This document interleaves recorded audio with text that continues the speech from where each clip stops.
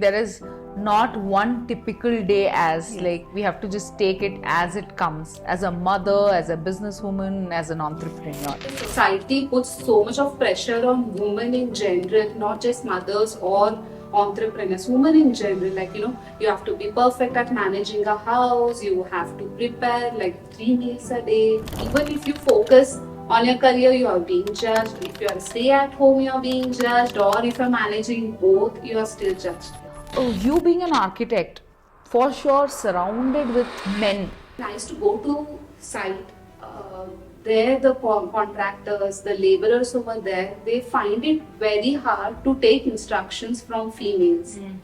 There have been times where I've been addressed as sir. They just don't want to call my name or address me as madam or anything.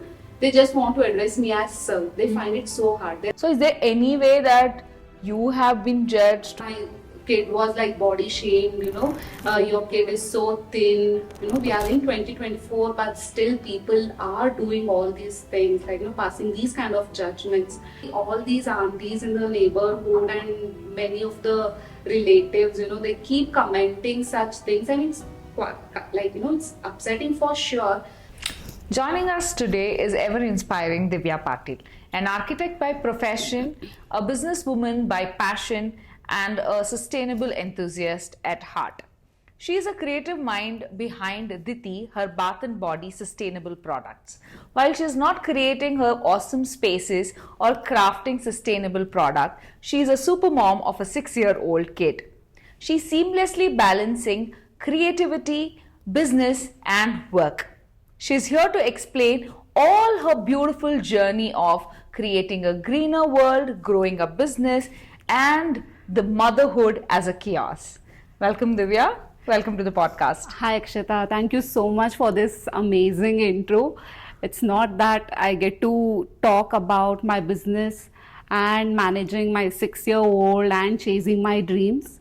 So, thank you, and I'm excited to be here. Lovely. It's very clear that you wear a lot of hats. Yeah. Now, tell me, is it worth, or do you have it all? Wearing those hats, do you have it all? Absolutely not. The have it all is a complete myth. So, because the thing is, society puts so much of pressure on women in general, not just mothers or entrepreneurs, women in general. You have to be perfect at managing a house, you have to prepare like 3 meals a day, you have to go to office, manage the family as well. So, it's so difficult to do everything and to have it all. So, what I do in general to navigate through this narrative is I have set my own personal goals. Some days it's more of work, less of family, and vice versa on other days. So, and also I make sure that I count my small wins. I always celebrate small wins, even if I've survived a whole crappy day where none of the things have gone well. I celebrate even that because I know I've survived that whole crappy day. So this is what I do and motivate myself to do, manage business and son and family, all of that. I think there is not one typical day as like we have to just take it as it comes, as a mother, as a businesswoman, as an entrepreneur. Exactly. You tend to go with the flow. Initially, I used to have plan A, plan B, and plan C, but nothing used to work out. So I've learned on the go that you just have to go with the flow because there's nothing like a typical day. By the time you have cracked the code to manage one single day, the next day universe throws you a curveball and it's entirely another set of challenges you face. Like for example, the other day I had to cater a massive order of my business, and then that was the day when my son fell sick. Nanny had taken a leave. There was absolutely no help whatsoever. Husband was traveling, so it was so chaotic. But it's also that that you tend to find fun in these unpredictable times. The more you stress over all these things, the more chaotic it becomes. That's true. I mean, the perfect takeaway is not to stress, and you have to just go with the imperfections. Yes. Nobody is perfect. So, bursting that imperfection and perfection myth, women, I think specifically, we are trapped by telling that super mom or superwoman tag. Yes. So, do you think that is it a good thing to have that tag and go once and for all and do everything, or just to take a leap and say, chill, we are not superhuman beings? What is take on? Exactly. This label of superwoman puts so much pressure on women again. It's actually a trap. Like, no woman or any human being super as such. Everybody is flawed. So we don't have to go out there and try proving ourselves as superwoman or a flawless human being. You have to, like, focus on your mental health as well, because what happens every day, you can't give 100% to your child, 100% to the family, 100% to the work you're doing. So it kind of gets difficult. You don't have to do everything for everybody at once, right? Like I said previously also, it's good that if we prioritize the task as such and let go of imperfection, I mean, let go of perfection and embrace imperfection. Yes. So some days I have done like very well when it comes to business or work aspects, but my house is in total mess. So I just have to let go that, it's okay. Today the house is in a mess. Probably tomorrow I'll clean it up and make sure that house is more organized. So this label of superwoman is extremely burdening. So one thing what I would suggest women in general is that, it's better to embrace mental peace over burnout, grace over guilty, and joy over perfection. Such a lovely statement you just gave. Just be kind to yourself, right? Exactly. That's the motto of every person, whether it can be a Exactly. man or a woman. Just be kind to yourself.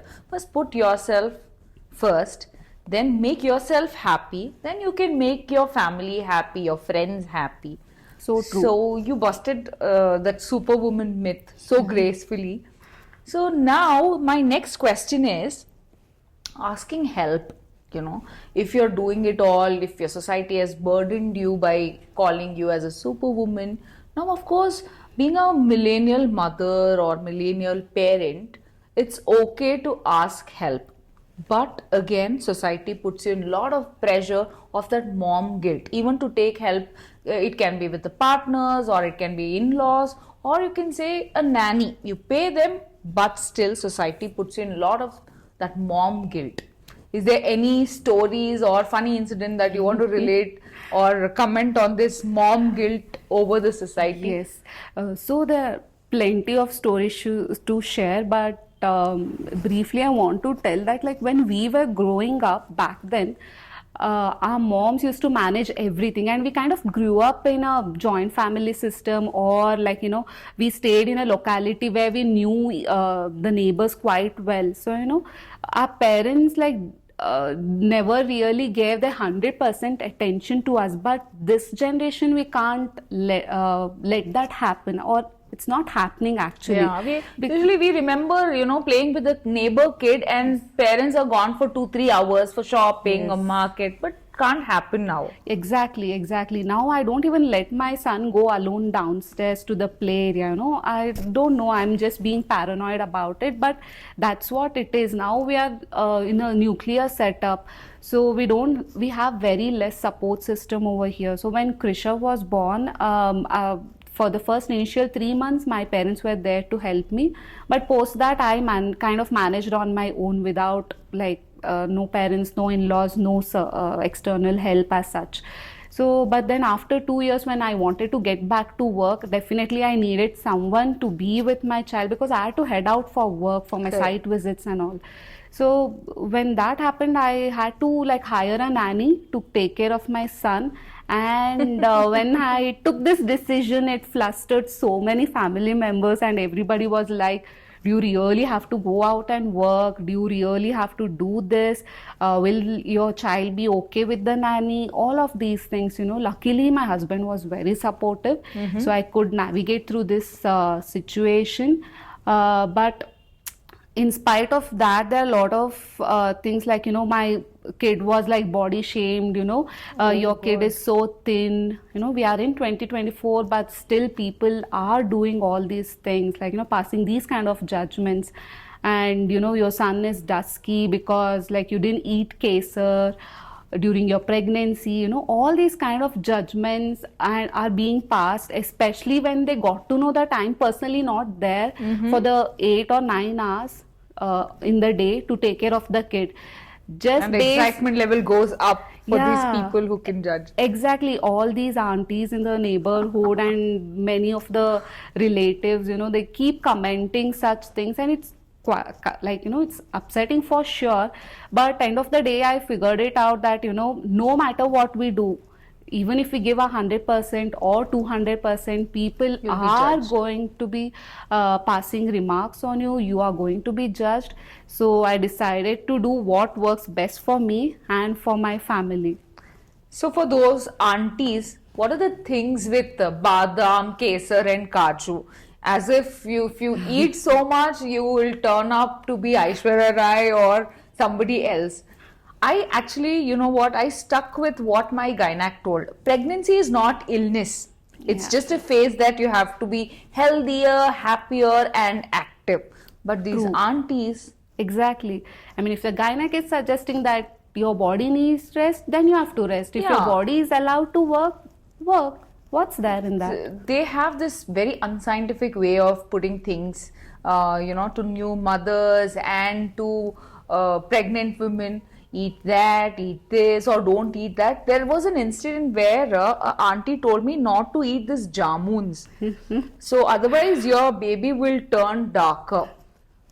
There is absolutely no relevance of jamun and baby turning. It's all about DNAs, and but aunties have their Exactly. own theories and they just Exactly. have to throw up everything on everyone. So coming to societies and all, what age you got married, Divya? I was 25 when I got married. Okay. So now, if you're in a place where I ask you if you want to go back in time and revisit those moments, do you want to change something, or age where you got married, is it too early for you, or it's okay that I am in the right place? Is there any as such things? So at that point of time, probably when my parents were searching a match for me, I kind of felt it was a bit early. But when I met my husband, then I kind of felt that, we would build a good rapport between us to the rest of the life. So now if I look back, I kind of feel that it was the right decision, so I don't regret it. Neither do I think that I should have gotten married earlier or later. That's true. I mean, each age has its own pros and cons. Exactly. And coming to a controversial question, I can say, you really feel if you're not married, you would have given 100% on your career, or you would have been much more successful.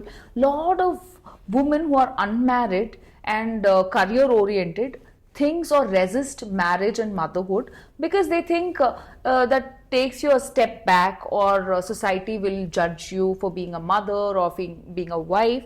Do you think if you're not married, probably you would have given 100% on your career front? Exactly.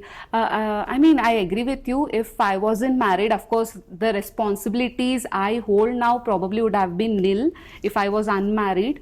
I would have given my 100% towards my work, my career, and my business. But also, there are, I don't have any regrets because I have a family now. Of course, the work is more, the responsibilities are more, but at the end of the day, when I see my son being happily playing with me, it kind of, makes me feel a lot more happier than I should be. At the same time, when the clients and my customers appreciate my work, I kind of, I literally, I'm on cloud nine. So it kind of, I'm happy wherever I am right now. And also, Akshata, it's like the grass is always greener on the other side of the lake. It's not like, even I have few friends who are not married, they are entirely focusing on their career, but even they are being judged by the society and by the people that why is this female not married, right? Probably there's something wrong with her or something like that. So even if you focus on your career, you are being judged. If you are a stay at home, you are being judged, or if you're managing both, you are still judged. Yeah. But sometimes I feel we as a woman are more privileged to have a family which backs us up in good times or bad times. You're happy, you're successful, you say I am in the right stage in my life where I am fulfilled, I am happy.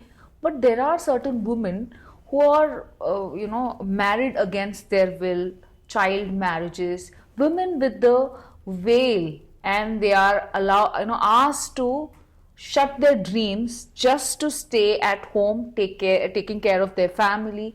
I feel really sad for those women who actually have bigger dreams in life to achieve, but because of societal stigma, you just have to be indoors and look after your family and just try to close your dreams in the trunk, probably. True. I agree. I mean, I do feel privileged that I have a family, I have a husband who supports every single dream of mine. But there are also women who don't have this privilege. I think it's going to take a lot of time to change the mentality and mindset of that entire people or community. But it's going to happen, but it's going to take a lot of time because the change has to start from the grassroots level. But it's going to happen for sure. Yeah, probably few faith actually believes that women has to bear kids, look after their husbands, and they deserves to be at home and listening to orders, taking orders. I really want those women to come out and be fierce and be a superwoman. I really want to, tell out loud that all women deserves to dream and all women deserves to take their dream to a next level. Coming back to our judgments and all those things, you being an architect, for sure surrounded with men. Yeah. It may be a contractor or a plumber or an electrician. You actually work in a very male dominated industry. So is there any way that you have been judged by your subordinates, by your co-workers, being a woman or a mother, anyway? Yes, it has happened so many times, Akshata, I can't even tell you. The thing is, when I was studying architecture, I used to see every batch had female students. I mean, the number of female students were more, and male students were quite less. But when it came to practicing after your B.Arch degree, I used to see that the vice versa has happened. I used to see a lot of male architects practicing than female architects. So I didn't know why this was happening. But when I graduated, when I started practicing, then I realized why it was happening. The thing is, when I used to go to site, there the contractors, the laborers over there, they find it very hard to take instructions from females. There have been times where I've been addressed as sir. They just don't want to call my name or address me as madam or anything. They just want to address me as sir. They find it so hard. There are also times where the contractor has tried to convince the client saying that the architect is a lady and she's married and she has a kid. Probably she won't be able to give 100% to the project. So let me finish the project on my own. So all these things have happened. I mean, it's too difficult, but you have to survive.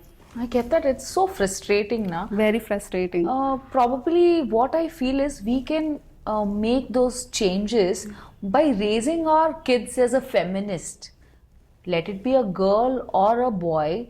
I would personally want to raise my son as feminist, and I want him to see that mom works and it is okay to take care of the household chores, whether it can be his dad or mom. I want him to see that men and women are equally responsible to run the show, run the business, or run the house. I want him to grow up as a feminist rather than judging or criticizing women for being women. Yes.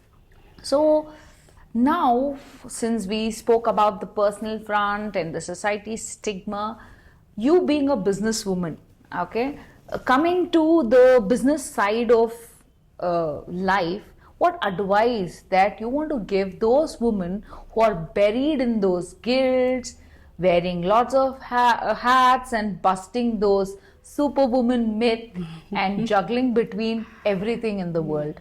Do you have any business ideas or advice for the women Yeah. who actually trying to build their own business? Yes. So the key thing to do here, especially for all the overwhelmed moms or women in general, is to just start. Whatever it is, just start. Don't think twice. At the max, what is going to happen? You will fail. You can always restart. Or Correct. you know that you shouldn't have taken that path. You can choose another path. Right? So the key is to just start small and something very manageable, especially moms with very young kids, especially breastfeeding moms and moms with toddlers. Toddlers have filled with lot of energy, and moms at that point of time like always moving around with zero energy level. So for such kind of people, women, I would definitely suggest start small and manageable. Something start with a side hustle, like you can offer freelancing services, consultation services, or you can explore trending business opportunities like drop shipping, which literally comes with nil inventory or I think very it's less. very trending business now, right? Drop shipping. Exactly. It also comes with very nil or less inventory, where initial investment is also quite less. Also, if you have a specific skill set, if you are good at teaching something, then you can go for online tutoring. Even that is a great opportunity right now. Yeah, I mean, you can also sell all these homegrown products. Suppose if you are good at making homemade snacks like muruku, you can make muruku, use platforms like Swiggy Mini, sell your products. Even that is a great opportunity. That reminds me of a very popular brand. Recently turned out to be a super hit brand. Just all these murukus and eatables that our parents, our mothers used to do it every day. Yes. And now it's a multi-million brand. Of course, just to start small, as you told, being a mother itself is so overwhelming, and fully diving into business all at once is a bad idea. That's a very Exactly. good advice that you gave. Just start Small. and then scale up. Yes, exactly. And- have very less investment. Probably you can start with 1,000, 5,000, how much ever your capacity is. Just start small, and then probably you can start building on it and then get into full business mode. Okay. Talking about homegrown brands. Yes. So, Diti, which is very close to my heart as well, do you want to explain how idea of Diti sparked, and what is Diti to you? Is there any story behind how it started? Yes. So I made my first soap and first candle when I was 8 years old. So it Okay. was like a summer vacation project. So every summer vacation I used to work on this, like, some or the other thing. And it kind of remained as a hobby for a very long time. And then boards happened, 11, 12, engineering, all of that. Then when I got married, got pregnant, my skin absolutely changed. I had a very good texture, soft skin, but during my pregnancy, everything went haywire. And after my delivery also, my son also had very dry skin. So no amount of oil massages helped, nothing. I spent a lot of money on these other brands. Skincare 8 regimes. Yeah. So there are so many skincare brands now. So nothing actually happened to work. So I was like, I used to do it, let me not try it again. Then I started making my own oil blends, using different oils. Then I started making bathing bars. body butters, and somehow it just started. And then I also pursued a lot of courses and certifications eventually, and then I turned this into a brand. So 90% of our customers are returning customers. Wow. Yes. Of So course, I vouch for that. When I use Diti products, the first reaction was it is so natural. There is no chemicals, there is no harsh smell or fragrance. It is so natural. Of course, definitely all your customers will return back because of the sustainable idea that you crafted Diti. yes. So most of the ingredients what we use in our skincare products are seasonal. So whatever product we have curated in the month of Jan might not be available in the month of June. So it's based on the seasonal ingredients. Lovely. So you spoke about Diti as if it's such a smooth journey. I'm sure it is not at all that smooth as you narrated. Building a brand itself takes a lot of effort and time. Being a person who I know I have seen you're very good at making the products, but when it comes to brand and brand building, it's a different set of ball game. Exactly. So, as a woman, as a mother, and as somebody who is trying to see which product suits me and my son, how was this total new ball game of creating a brand? How was it started? So once, like, I knew that I could make products, then certifications was done, like all of these things were taken care to certain extent. But how do you sell these products? Exactly. Right? Social media. That is the most easiest way to attract customers. And also a difficult way to crack. Exactly. So, you know, like you create a post, you take a lot of these Instagram worthy photos, aesthetically pleasing and all of that, and you create a post on it, post it on Instagram, and then you know that you have figured out all the algorithm and everything, and then bam, algorithm changes and you have literally zero engagement on that post. So it's not just about creating the products, it's also about selling how, where and why. Apart from social media, there are also other challenges like, you know, getting certifications for these products, license, and a lot of other legalities and technicalities which you have to take care. So working on that is a bit of a struggle, but anyways you can't learn anything 100%, because if you have mastered something, then the word would have moved into another pace, then you have to master that as well. So one thing I've learned while working on this brand is, like, you have to learn on the go. There's nothing like 100%, which you have to just keep on working and keep on going, because it's a marathon, not a sprint. Correct. So is there any one or two advice that you want to give it to our audience who want to create their own brand or want to grow their home businesses? One thing I would suggest is staying consistent. Every day you have to work, you have to focus on the whole process and the whole journey, not on the destination, because you never know what will change. You don't know. So today you think that, you know, Instagram is a great place to sell your products, but tomorrow it might not be. But the thing is, you have to keep on working.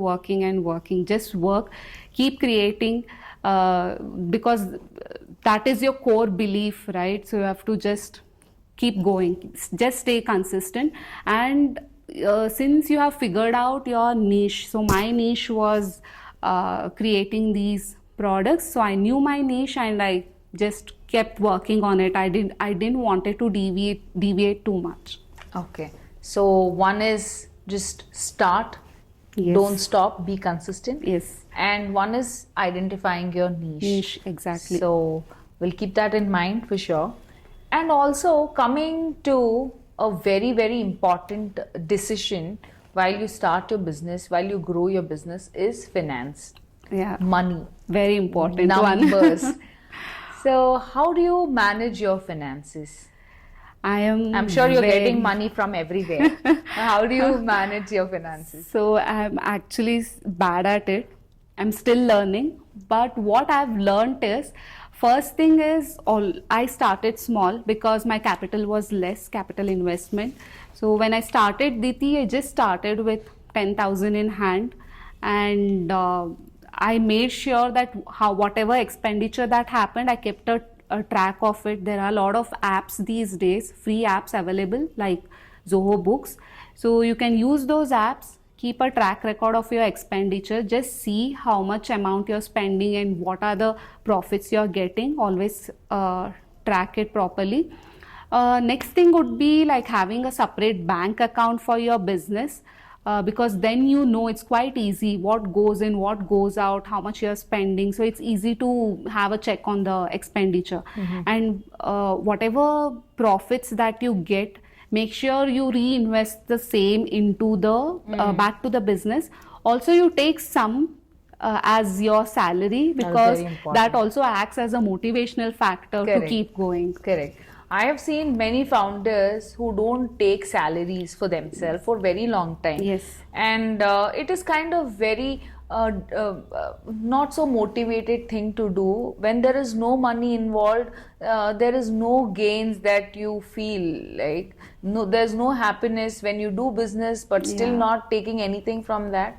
So either it can be a very small amount, but taking some amount as a salary keeps ourselves going for next month and the next month and the next year. Also, it's okay, like probably when you start a brand, you might not get profits immediately. You might not take any kind of amount as a salary. It's literally like raising a kid, right? So when the baby is born, up to 6 months, 8 months, 9 months, you don't see the baby talking. But you are constantly interacting with your baby. You keep talking to it, and suddenly one day it starts talking and starts replying back to all your questions, right? So in this that's how even the business or the brand also works. So in the initial years, you don't see any returns as such, but if that's what, like I said, just stay consistent and things will come back to you in a positive way. Wonderfully put. Like brand and the baby, of course, it takes a lot of time and a lot of efforts to grow them.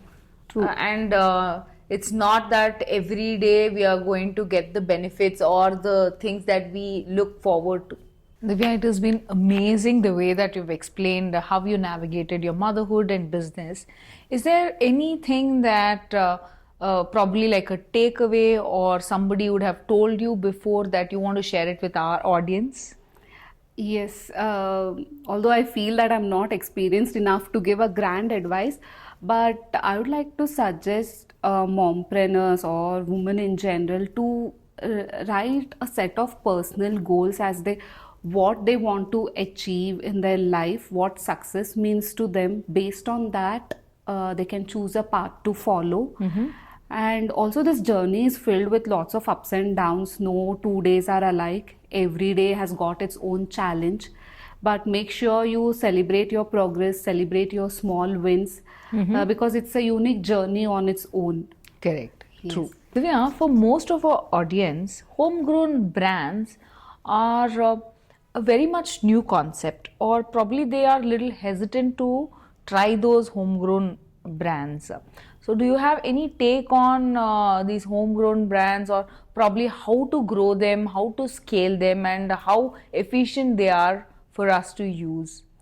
So firstly, I would like to explain what is a homegrown brand. So homegrown brand is a brand which is either probably a product based brand which is made in your country. If we are looking at on a micro perspective, but if we shift the focus to a hyper local focus, then it's like, homegrown brand can be like products made in your own home kitchen. Suppose if we talk about homegrown brands in a country level, so in our country we have Dabur or Ashirwad, brands like this. If we shift our focus to like hyper local, like currently we are in Bangalore, so we have a lot of these brands called as Blue Cat Paper, which makes papers, and we have Bamboo India, which makes these sustainable products. So it is actually made in the local city, either in your, like, probably in your kitchen, using local ingredients. So it depends like what exactly a homegrown brand mean. And yes, it is definitely safe to use if they have a right kind of certification for their products, right kind of license procured for their products. It's definitely safe to use. Why not? But on a growth level, how do you think it is efficient? Is it growing? Is it a growing market? Is it a struggle? What do you feel comparatively to a bigger brands or a mass production? Definitely, I mean, the struggle is definitely there, because even to scale up, if it is a very niche oriented brand, then scaling up is a bit of a struggle compared to others. Suppose if I have a stationery brand and I'm procuring these items from third party manufacturer, then probably scaling up, if you have a sufficient profit margin, then scaling up shouldn't be an issue. And also there are a lot of if the brand is an MSME enterprise, then there are a lot of loans and other things specifically for women entrepreneurs, a lot of provisions for them. So you've Even got to government explore. has given a lot of a good amount of loans for women entrepreneurs. What I've heard. Exactly. There are a lot of consultants, financial consultants, MSME consultants who can help you scale your brand. So it's better to approach those people, Yeah. find those firms or agencies which can help you in finding right kind of investor. Yeah, finding a right people, right fit, right product, which will Yes. help you scale in your business. Yes. Okay. So my next question would be for those advices that aunties usually give us about parenting, about everything in life, probably starting from why are you using your diapers? Why are you not giving breast milk to your kid? Or why are you doing that? Why are you not wearing a scarf? Why is your kid not bathed in 2 days? So, what counter answers that you would like to give for those aunties who have everything sorted? So the thing is, I have faced all these questions, all these judgments earlier in my motherhood days. I would just tell yes and nod, because I just didn't wanted to spend enough energy on them in explaining Arguing. why I'm doing a certain kind of a thing. So, but coming to diapers and everything, Akshata, like when my son was born, I made sure, because try to keep sustainability as part of the lifestyle as much as possible. Uh, it's definitely not easy to go 100% chemical free, 100% plastic free. It's definitely not easy, but at least I try my best to be a little kinder to earth. So when my child was born, I was mostly cloth diapering him. Earlier days there were no diapers, but Correct. these days there are disposable diapers which are like, it's not biodegradable, so it kind of adds a lot of trash on this planet. So I made sure I switched to a better alternative, that is cloth diapering. There are a lot of cloth diapering brands in India now. One is Super Bottoms, and one more which I've personally used is Innate Diapers. Recently, they were also incubated in IIMB Bangalore as a part of NSR CEL Women Entrepreneur Program. So I've personally used these two brands and found very helpful. Also, they are reusable and very sustainable. So you can be a modern mother, but at the same time try to be more kinder to the planet. Yes. Cannot agree more on that. Adding up, there is one popular line that is just, hitting me. One is, Suno sabki, karo kudki. Exactly. Like you listen to all those auntie advices and see which one is kinder to you, possible for you, and kinder to the planet as well. So, being a sustainable enthusiast and you want to build a sustainable environment around you, why not start from teaching sustainable lessons to your kids as well from a very early stage. So, what are those steps that you have taken to teach your son to be more kinder towards the planet? Yes, so like I said, we cannot go 100% plastic free. He knows that he was cloth diapered because we have few cloth diapers at Saved. home. Oh, Yes, that's so sweet. because they had very cute prints and my son still loves it. So he knows that he was cloth diapered for a very long time.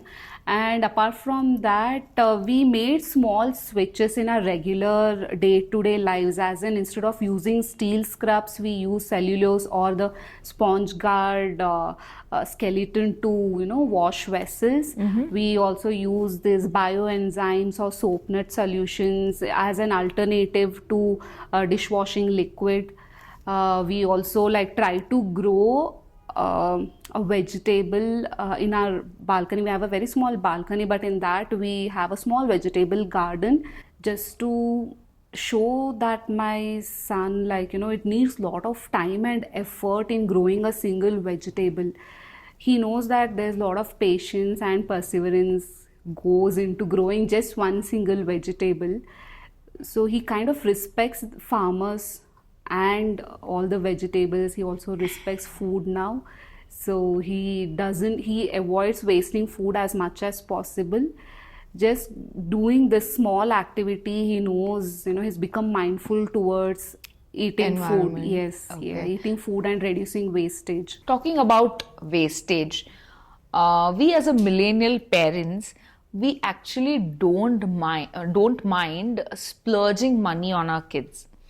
When you look back in our times, our parents used to tell us this dress comes for Deepavali, next dress will be for Yugadi, and you had this good amount of gap while you purchase one product and other product. Our bags would last for years together, school bags. But now we actually don't mind spending so much money on our kids, whether it can be shopping, online, offline. So, what is your take on that, and how much money you splurge on your son? So the thing is, Akshata, I mean, I know it's extremely tempting to buy a lot of things, especially you have cell phone in your hand, and then you have this plenty of shopping platforms from where you can shop all these cute dresses and cute bags, all these accessories and everything. The thing is, when I was a new mom, then I bought couple of dresses which were a little expensive, but my son outgrew them within no time. And then I realized, oh my god, no money is wasted, the clothes are also wasted, because the clothes are in a very good condition, but you can't reuse them. And my son has outgrown already. And how much can you keep like donating, or how much can you keep giving them to others? You have to find right people also to give it, right? So I kind of felt it was a lot of waste of money, and I knew that I was also generating lots of clothes waste as well. So what I did was, thankfully I have a nephew who is just 1.5 years elder to my son. So I keep telling my sister that, save those clothes, I'm going to reuse them for my son. So all these jeans and other trousers, t-shirts and all, she keeps them for me and I reuse them. There are also a lot of thrifting culture which has picked up now. So we can also buy a lot of platforms which sells the second hand clothes in a very good condition. Even books also with even purchase. Toys also, Yeah, I feel. Yeah. toys also. And there are also a lot of platforms where we can sell, if we can't donate, then we can also sell those toys or clothes or books on these thrift platforms. So I think that way you can reduce the consumption and wastage as well. So I've tried my best not to get tempted by looking at all those cutesy stuff. Actually, this thrifting really makes sense. What I feel, when I look back, what my son used to play 2 years before he's not even looking at those toys, and it's just there in his cupboards and wardrobes. I think thrifting is a very good option for our audience who are listening to us. They can try out some toys and some book thrift, and of course clothes, shoes, they outgrow the shoes like what, 2-3 months. Exactly. Yeah. So much waste of money as well. So also what we can do is we can identify friends with similar mindset. They should also have probably same group, same age group kids, or probably plus or minus 1 or 2 years is okay. So we can keep exchanging the toys, books, clothes as well. Yeah, that's a wonderful idea, Divya. And when you're talking about Instagrams and cutesy stuff that we keep, the ads are popping up in our Instagram feeds. Now, all our kids do also have their own mobile phones, access to internet, Instagrams, and YouTube. How much, as a parent, you feel it's safe for us to give our kids the access to internet? The other day when I was watching some movie, animated movie with my son, a sudden condom ad popped up, and I had total parental controlled YouTube everything settings, but a condom ad popped up, and I was just speechless at that moment. How to explain, what to explain, and it was very uncomfortable thing to sit and watch with a 10-year-old. So how do you feel safe around the access of internet and its usage?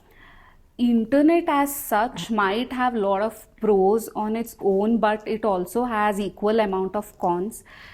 So the other day what happened was, before we sleep we have this routine of either reading storybooks or telling each other, like me and my son, we tell each other what happened to each of us on that day. But that one day I thought, let me start teaching him shlokas or mantras.